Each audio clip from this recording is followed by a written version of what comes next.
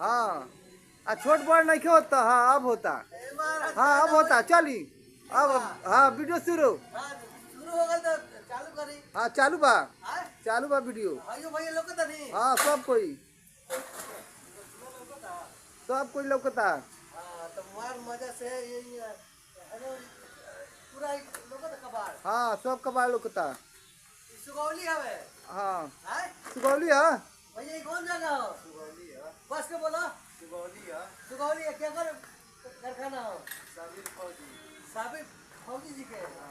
अच्छा तो हम आइल बनी नाना सती से साबिर भैया के कबाड़ के दुकान में।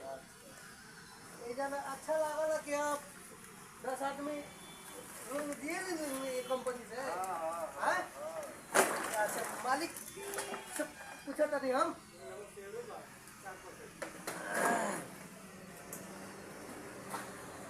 चाचियो आ गई फोटो में। कौन बात नहीं के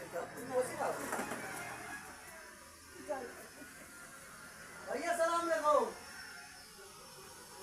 भैया तनी हने आओ। इधर तक ये। आओ रे हने। भैया सलाम लगाओ। हाँ पानी है कि ये अपन कारखाना है।